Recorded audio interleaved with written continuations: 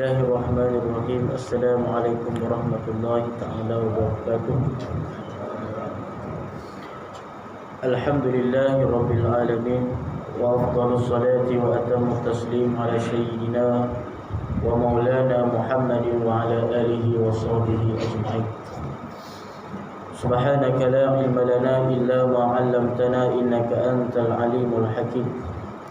ولا حول ولا قوة إلا بالله العلي العظيم ولا حول ولا قوة إلا بالله العلي العظيم ولا حول ولا قوة إلا بالله العلي العظيم. اللهم صل على سيدنا محمد الفاتح لما أغلق والخاتم لما سبق ناصر الحق بالحق والهادي إلى صراطك المستقيم وعلى آله حق قدره ومقداره العظيم. سبحانك لا علم لنا إلا ما علمتنا إنك أنت العليم الحكيم. اللهم لا سهل إلا ما جعلته سهلا وأنت تجعل الحزن إذا شئت سهلا. رب اشرح لنا صدورنا ويسر لنا أمورنا برحمتك يا أرحم الراحمين. ربنا زدنا علما وارزقنا فهما برحمتك يا أرحم الراحمين. أما بعد. Alhamdulillah, pertama dan selamanya marilah kita panjatkan puji dan syukur kita kepada Allah Subhanahu wa taala yang mana dengan limpah dan kurnia-Nya Allah Subhanahu wa taala masih lagi memberikan ketaatan, memberikan taufik dan hidayah kepada kita semua, dan dengan inayah daripada Allah Subhanahu wa taala masih lagi kita diberikan kesempatan pada malam ini untuk bertemu. Moga-moga kita diberkati dan dirahmati Allah Subhanahu wa taala sekalian. Amin ya rabbal alamin. Yang saya hormati Tuan Pengerusi, barisan imam, Tuan Bilal, Tuan Siap, para asatizah, tuan guru, alim ulama, seterusnya muslimin dan muslimat, mukminin dan mukminat, hadirin dan hadirat, ibu-ibu, ayah-ayah, tuan-tuan, puan-puan yang dirahmati Allah Subhanahu wa taala sekalian. Jadi hadirin dirahmati Allah Subhanahu wa taala, insyaallah malam ini kita sambung bacaan kitab Hidayatus Salikin. Kita sambung pada dan mereka itulah sejahat-jahat daripada ulama yang dikata oleh Nabi sallallahu alaihi wasallam. Bismillahirrahmanirrahim. Qala musannif rahimahullahu ta'ala wa nafa'ana bi'ulumihi wa bi'ulumi masyayikhina fid darain amin ya rabbal alamin. Dan mereka itulah, yakni golongan yang ketiga. Jadi kita dah selesai ataupun sebelum ni kita dah membahaskan tentang ada tiga golongan yang disebutkan oleh musannif, oleh pengarang kitab kita. Tiga golongan orang yang menuntut ilmu.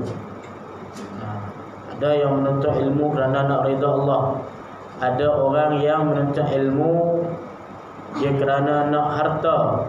Ada orang yang menuntut ilmu kerana dia nak pangkat, dia nak kemuliaan di sisi manusia dan sebagainya. Maka sambungannya, dan mereka itulah, yakni golongan yang ketiga yang kita dah sebut sebelum ini, iaitu orang yang menuntut ilmu dan dengan ilmunya itu dia menyampaikan ataupun menjadi asbab untuk dia membanyakkan harta, untuk mendapatkan kemegahan, untuk mendapatkan kebesaran, untuk mendapatkan kemuliaan, dan supaya orang banyak dapat mengikut dia. Itu golongan yang ketiga. Jadi dan mereka itulah golongan yang ketiga itu sejahat-jahat daripada ulama yang dikata oleh Nabi sallallahu alaihi wasallam dengan sabdanya Nabi, ana min ghairi dajjal akhwafu alaikum minad dajjal. Faqila wa ma huwa ya Rasulullah? Faqala ulama usul. Artinya, aku terlebih takut atas kamu daripada Dajjal, akan seorang lain daripada Dajjal. Maka sembah sahabat, yakni berkata sahabat, bertanya sahabat, siapa mereka itu ya Rasulullah? Maka sabdanya Nabi SAW, mereka itulah ulama yang jahat. Jadi hadirin mati Allah Subhanahu wa taala. Jadi golongan yang ketiga ini, yakni golongan yang orang sekumpulan manusia yang menuntut ilmu, kemudian dengan ada ilmunya itu dia menjadi sebab dengan ilmunya nak berbanyakkan harta untuk mendapat kemuliaan di sisi manusia, untuk mendapat pangkat yang besar, untuk mendapat kemegahan, untuk supaya orang dapat ramai mengikuti dia. Maka golongan inilah yang disifatkan oleh Nabi SAW dalam hadisnya sebagai dajjal. Iaitu ulama su, ini orang alim, orang yang mempunyai ilmu agama, pengetahuan yang dalam agama, orang yang ada ilmu, tapi dia menggunakan ilmunya itu bukan kepada tempat yang sepatutnya.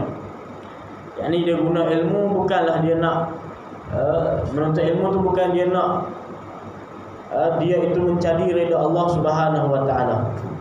Bukan dia tuntut ilmu itu ikhlas semata-mata kerana nak kasih pada Allah Subhanahu wa taala.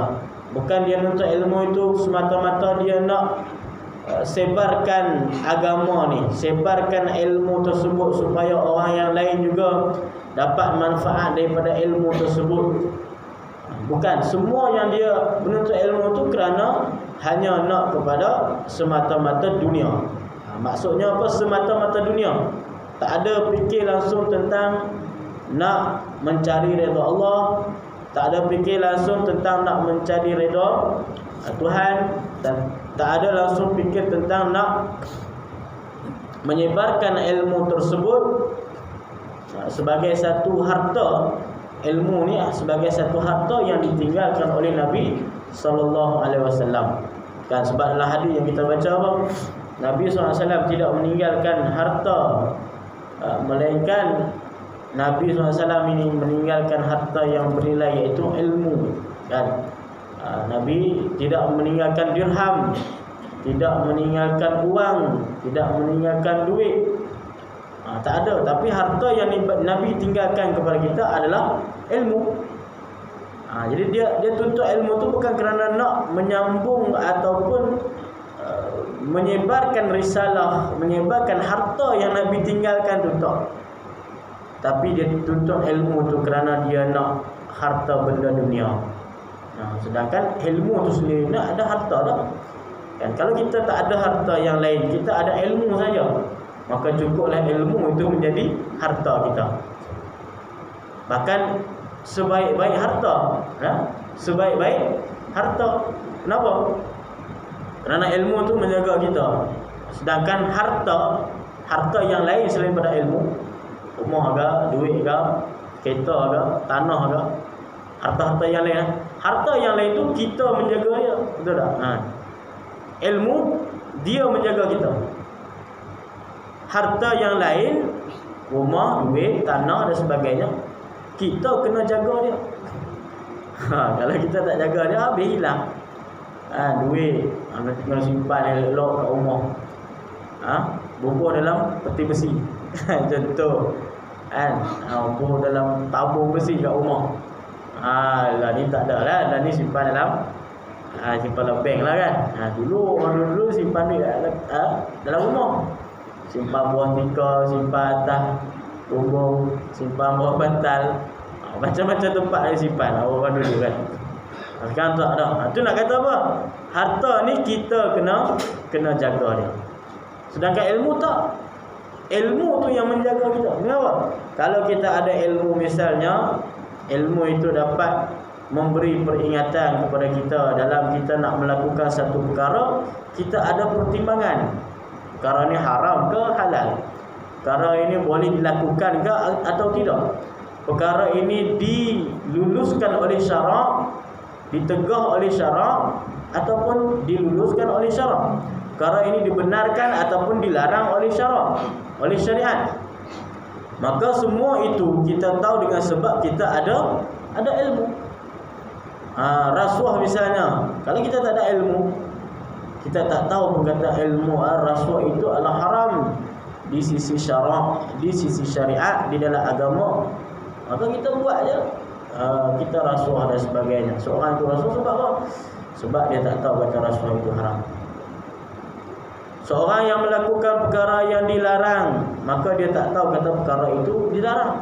Kenapa? Kerana dia tak ada ilmu. Tapi kerana ada ilmu, ilmu itu akan menjaga kita daripada melakukan perkara-perkara yang tidak diizinkan, yang tidak dibenarkan oleh syarak.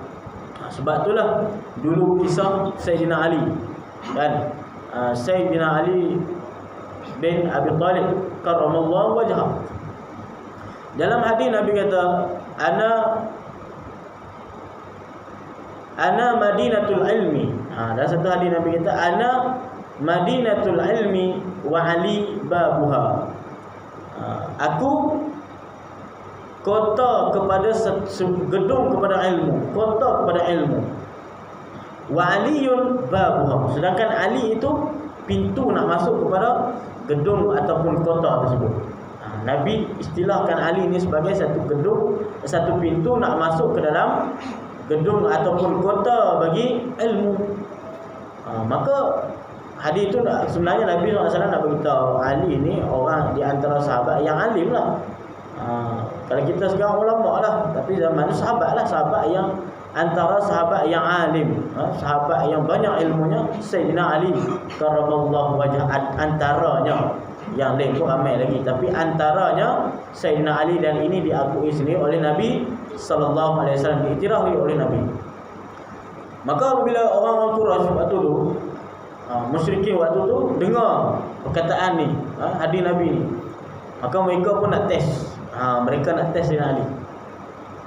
Betulkah Ali ni yang disebutkan oleh Muhammad ni betul ke?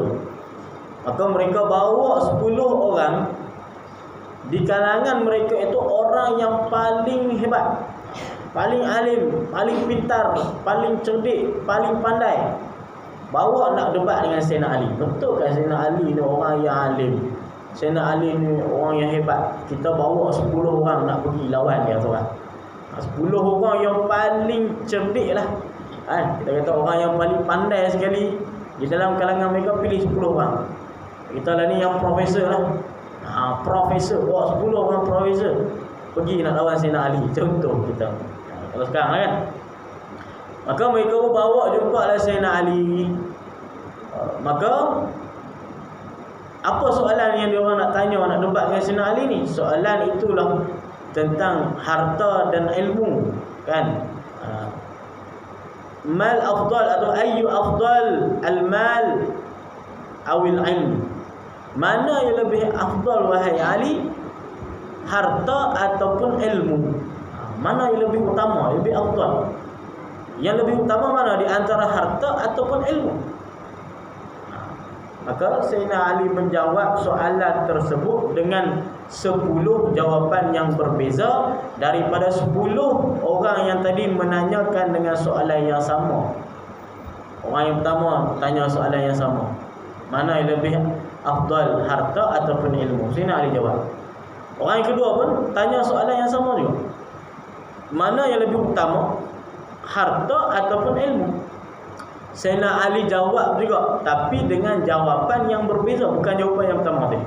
Orang ketiga, orang keempat, sampailah orang yang ke-10 tanya soalan yang sama, tapi dijawab dengan jawapan yang berbeza oleh Sayyidina Ali karramallahu wajhah. Itu nak tunjuk kata betul Sayyidina Ali ni orang yang bijak pandai, orang yang cerdik pandai, orang yang alim. Maka salah satu jawapan Sayyidina Ali itu apa? Bila ditanyakan ayyul afdal, al-mal awil ilm, mana yang lebih afdal, lebih utama, harta ataupun ilmu wahai Ali? Sayyidina Ali jawab apa? Al-ilmu afdal, ilmu lebih utama lagi berbanding harta. Kenapa? Al-ilmu yahrusuka wal malu tahrusu. Sayyidina Ali jawab, al-ilmu yahrusuka, ilmu itu menjaga kamu. Wal malu, sedangkan harta tahrusuhu, kamu yang jaga dia. Ilmu jaga kita, sedangkan harta kita kena jaga dia. Maksud kata apa? Di situ ilmu lebih utama berbanding berbanding harta. Sebab apa lebih utama? Salah satunya kerana ilmu ni menjaga kita, yakni menjaga kita daripada melakukan perkara-perkara yang tak sepatutnya. Tapi ada orang yang berilmu melakukan juga, maksudnya dia tak beramal dengan ilmu dia. Ada orang alim, orang ilmu banyak, tapi kenapa masih mereka maksiat? Kan? Hebat ilmunya, belajar lama, macam-macam kitab khatam kan. 20, 30, 40, 50 buah kitab khatam. Semua ilmu dia belajar, fiqhnya, tasawufnya, tauhidnya, nahwunya, sarahnya, semua kitab, hadisnya, tafsir. Tapi masih lagi berada di dalam kemaksiatan. Maksudnya dia ada ilmu tapi belum beramal dengan ilmu tersebut. Jadi samarah daripada ilmu itulah beramal. Hasil daripada ilmu itu adalah beramal. Jadi belajar ini satu perkara, menuntut ilmu satu perkara, satu perkara. Kemudian nak beramal dengan ilmu satu perkara yang lain pula. Tapi nak beramal tak boleh kalau kata kita tak mempunyai ilmu. Nak semayang misalnya, tak boleh kalau kita tak tahu ilmu tentang semayang. Kita tak tahu apa syarat sah semayang, rukun semayang, perkara yang membatalkan semayang. Kita tak tahu, kita tak boleh semayang. No? Sebab tu kena ada ilmu. Kemudian nak beramal. Jadi orang yang menggabungkan di antara dia ada ilmu, kemudian dia beramal dengan ilmunya, barulah dia dapat samaratul ilmi, iaitu hasil daripada ilmu tersebut. Barulah dia jadi orang mukminin muttaqin. Jadi orang yang beriman, orang yang bertakwa, orang yang maslak fi sabilil muttaqin, orang yang berjalan di jalanan orang yang bertakwa. Ada ilmu saja tak beramal tak jadi juga. Tak ada ilmu beramal saja pun tak jadi juga. Tapi mana lebih bagus? Kan kita kata dia ada ilmu tapi tak beramal dengan ilmu. Banyak ilmu tapi beramal malah. Yang kedua, orang ni abid, orang yang memang rajin ibadah tapi tanpa ilmu. Jahil lah. Abid jahil dengan alim fasik dia panggil. Abid jahil dengan alim fasik. Orang yang beribadah, orang kuat ibadah, sembahyangnya kuat, puasanya kuat, semua kuat. Tapi jahil dia. Tak ambil tahu langsung bab nak mengaji ni tak ambil tahu. Janji aku dapat sembahyang, aku ibadah kepada Allah, sudahlah dia kata. Nak mengaji puluh tu amanah langsung. Baik aku habiskan masa duk mengaji lama-lama, baik aku sembahyang. Dia kata dia faham tu. Baik aku sembahyang boleh beribu rakaat. Baik aku puasa daripada duk buang masa duk dengar kuliah. Contoh, duk buang masa duk kena pergi mengaji lama-lama. Duk menadah kitab lama-lama misalnya. Jadi mana yang lebih utama? Maka ini dijawab oleh Syekh Nawawi Bantani dalam kitab dia Maraqil Ubudiyah. Yang lebih utama itu sebenarnya orang yang alim walaupun fasik. Itu lebih utama berbanding orang jahil abid. Maksudnya dia ni rajin ibadah tapi jahil. Allah Ta'ala tak kenal. Sifat 20 tak nak mengaji. Bab semayang pun dia pakai hantam semayang lah. Tak pernah mengaji langsung, tak tahu rukun semayang yang mana. Itu teruklah, maksudnya jahil. Kalau orang pernah mengaji dia amal itu cantik lah. Maksudnya dia jahil terus. Makna jahil ni dia tak tahu lah, zero, kosong. Tapi dia tahu tu hanya dengan ikut-ikut orang. Tengok orang semayang, dia pun semayang macam ni. Orang angkat takbir, dia pun takbir. Kan? Orang sujud, dia pun sujud. Orang rukuk, dia pun rukuk. Orang bagi salam, dia pun bagi salam. Cantik kan? Terus dia semayang. Tanpa dia mengaji, dia tak ada ilmu langsung tentang semayang. Bila tanya bab tauhid, kenal tak Tuhan, kenal tak Allah Subhanahu Wa Taala. Dan Allah Taala Tuhan. Allah Taala duduk di mana lah ni? Orang kata duduk atas harai, dia pun atas harai Allah Taala. Tak nak mengaji. Allah Taala ada tangan. Dia kata pun ada tangan. Orang kata ada tangan, dia pun ikut ada tangan. Tak nak mengaji tauhid. Maka orang ini dipanggil orang jahil. Maka dia Syekh Nawawi Bantani dia nakalkan ada satu cerita. Ada seorang lelaki kan, Dia keluar. Yang pertama, dia berjumpa dengan seorang abid, orang jahil tapi abid. Dia kata, lelaki ni kata kat orang yang abid, yang jahil tadi, maksudnya orang yang ibadah tanpa ilmu. Dia kata, kamu hari ni cukup dah, tak payah ibadah. Sebab apa?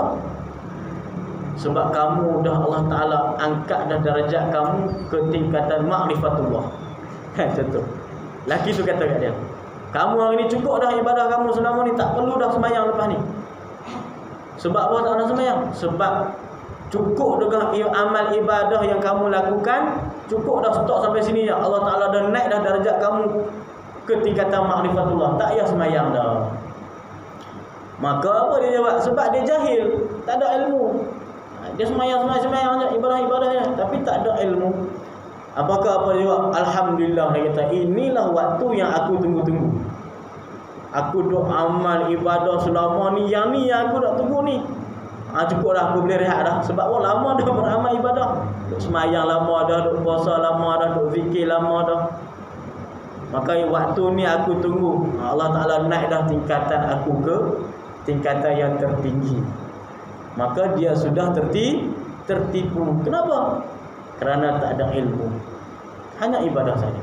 Kemudian pergi sebut lelaki ni kepada golongan orang yang kedua, orang yang alim, ada ilmu tapi fasik.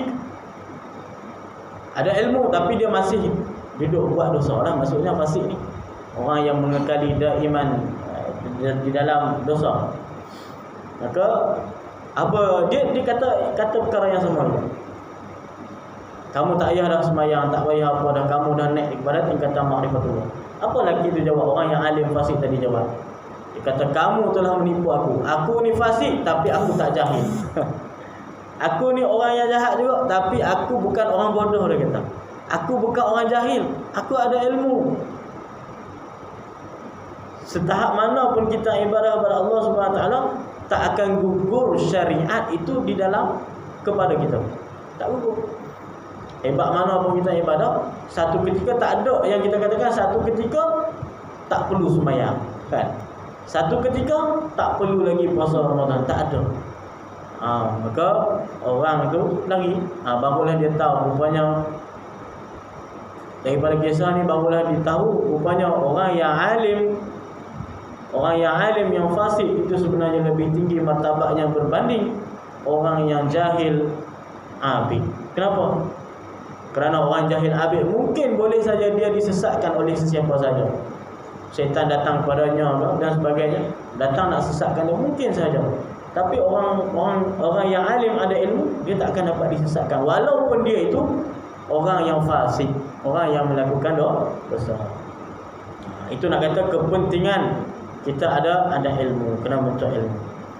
Begitu juga kalau kita tengok dalam kisah Syekh Abdul Qadir Al-Jailani, kan? Tuan-tuan pernah dengar nama Syekh Abdul Qadir Al-Jailani. Itu Sultanul Awliya. Digelarkan dengan Sultanul Awliya. Syekh Abdul Qadir Al-Jailani macam tu juga kisah dia. Dia tengah ibadah, datang syaitan, iblis bisik dekat telinganya, "Wahai Abdul Qadir Al-Jailani, kamu hari ini sudah cukup dah ibadah yang kamu buat.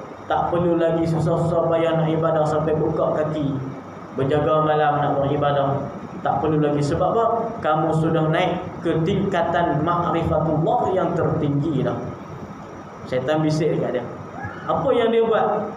Syekh Abdul Qadir Al-Jailani, dia ambil selipar dia baling. Dia lemparkan kepada suara tadi. Syaitan tu dia datang dalam bentuk bisikan dia. Dia ambil selipar dia, kasut dia, dia lemparkan kepada suara yang bunyi tadi.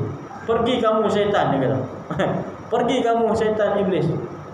Kamu datang nak menyesatkan. Tak ada siapa pun yang akan terlepas daripada syariat." Walaupun kita ni dah hebat di dalam ibadah, tapi tak lepas satu ketika yang kita lepas gugur daripada syariat. Sebab orang yang hakikat tanpa syariat itu batil. Asy-syari'atu bila haqiqah batilah. Syariat, al-haqiqatu bila syariah batilah. Hakikat tanpa syariat itu batal. Jadi tak adalah kalau orang yang datang, orang yang mengklaim kata aku dah sampai ke tingkatan hakikat, aku dah sampai naik ke maqam makrifat, tak perlu lagi semayang, itu tipu. Itu penipuan. Sedangkan kalau kita nak kata macam tu, siapa yang paling sampai hakikat paling tinggi?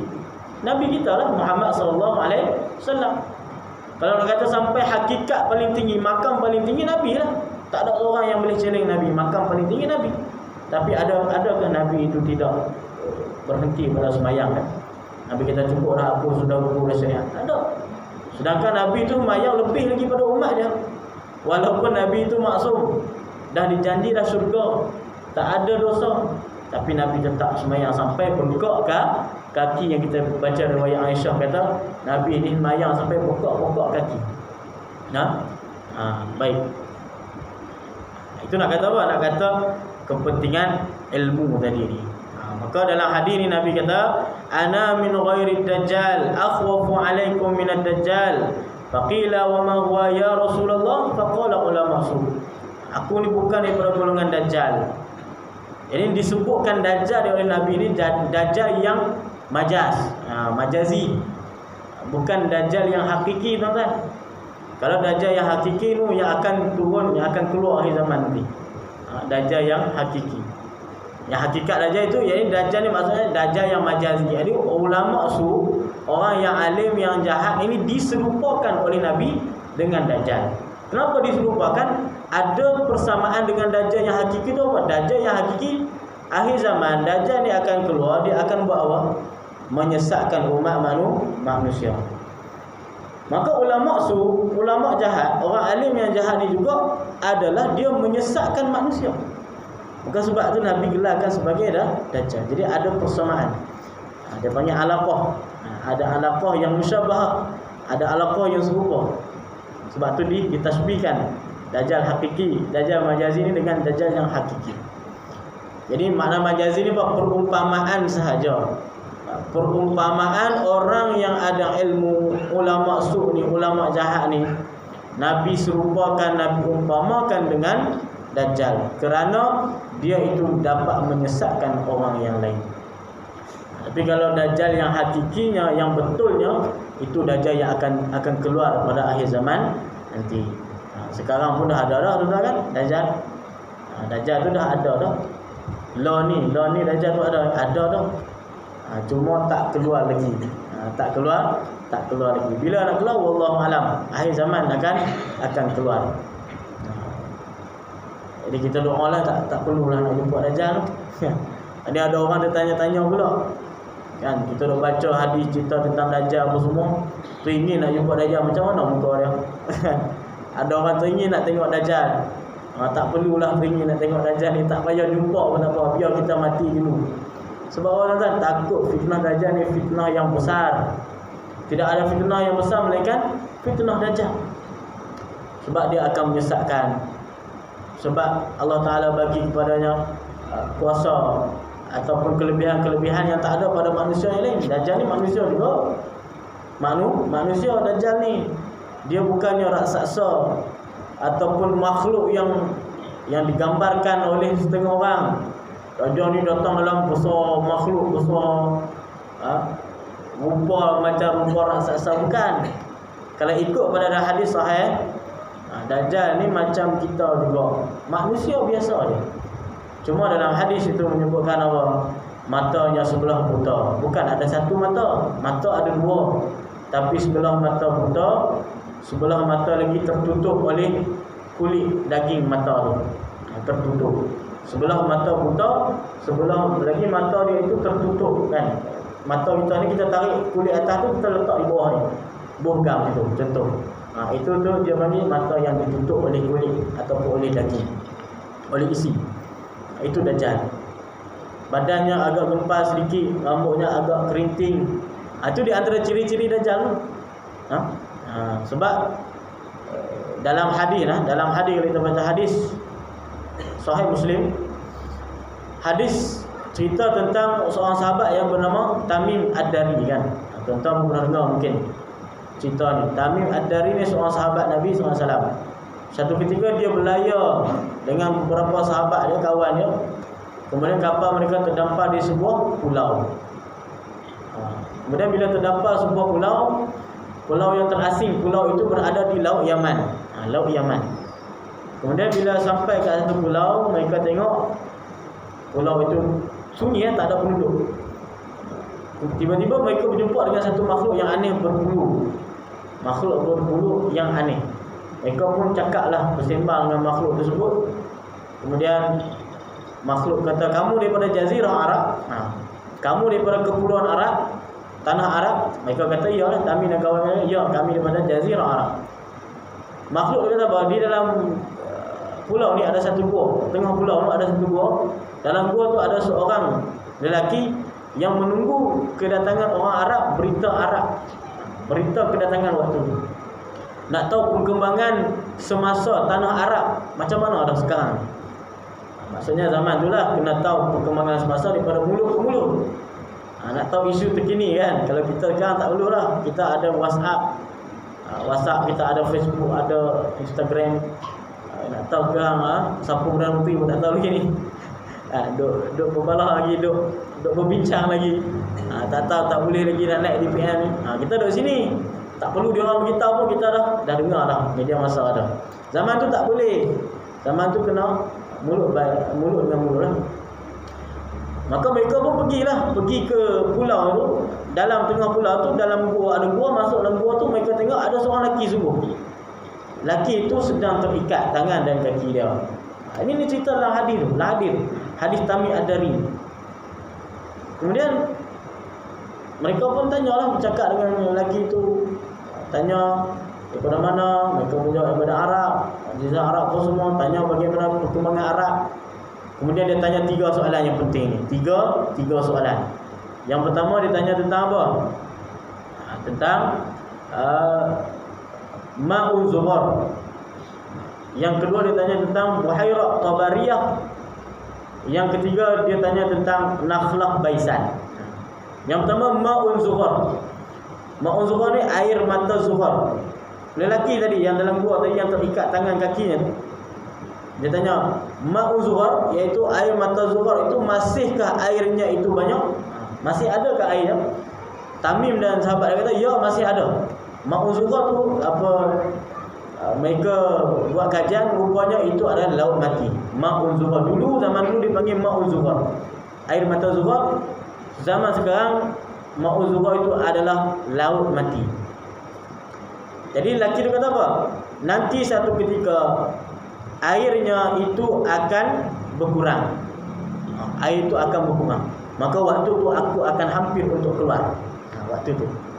Yang kedua dia kata Buhairah Tabariyah, adakah airnya masih banyak? Buhairah Tabariyah ni Danau Tiberias. Sekarang kan nama sekarang Danau Tasik Tiberias, dekat apa nama Israel sekarang. Palestin lah, asalnya tanah Palestin, tapi Israel ambil tu masuk dalam negara dia, negara haram Israel. Buhairah Tabariyah. Buhairah ni Tasik. Buhairah Baharul Laut. Buhairah ni kecil, tasghir dia Tasik, ataupun laut kecil, ataupun Tasik lah kita kata, Tasik. Tasik Tiberias. Adakah airnya itu masih ada, masih banyak? Mereka pun jawablah, Tamim dan kawannya jawab, ya, airnya masih banyak. Laki dia kata satu ketika airnya akan surut dan aku waktu tu akan hampir untuk keluar. Yang ketiga dia tanya Nakhlah Baisan. Nakhlah Baisan ni apa? Ladang kurma Baisan. Adakah buahnya masih ada, pokoknya masih elok? Tamim dan kawannya berkata ya, buahnya masih banyak, kebunnya pun masih elok, pokoknya pun masih banyak. Laki tu kata satu ketika Nakhlah Baisan ni buahnya akan tak ada lagi, dan waktu tu aku akan hampir keluar. 3 soalan ni. Jadi kalau kita tengok zaman sekarang orang buat kajian kan, berdasarkan 3 ni, laut mati airnya sudah mulai surut. Buhairah Tabariyah, Danau Tiberias, Tasik Tiberias tu sudah surut juga. Nakhlah Baisan itu kan mungkin ada di Syam juga. Nakhlah Baisan tu dah tak ada dah sekarang. Pohon kurma tu banyak yang dah mati dah. Ladang kurma tu banyak, pokok-pokoknya sudah hampir mati. Banyak dah yang mati. Maka mungkin itulah satu petanda lah. Tak lama lagi. Dan kemudian mereka tanya, kamu ni siapa? Tanya lelaki tu. Laki tu kata apa? Ana al-Masih. Ana al-Masih. Akulah al-Masih. Dia tak mengaku al-Masih Dajjal. Tapi bila sahabat Tamim ni dah sahabat dia balik ke Madinah, jumpa dengan Nabi, bagi tahu cerita ni. Kemudian Nabi turun naik ke atas mimbar. Nabi kata, ketahuilah apa yang disebutkan oleh sahabat kamu Tamim Ad-Dari dan sahabat-sahabatnya, itulah Dajjal. Al-Masih Dajjal. Maka Nabi kata, jauhilah kamu daripada fitnah Dajjal, kerana itu fitnah yang paling besar. Itu Dajjal kan? Dajjal tu dah ada dah zaman Nabi tu. Sampai sekarang masih ada dan belum keluar. Dah akhir zaman dia akan keluar, tapi pulaunya itu orang cari tak jumpa. Azan lah.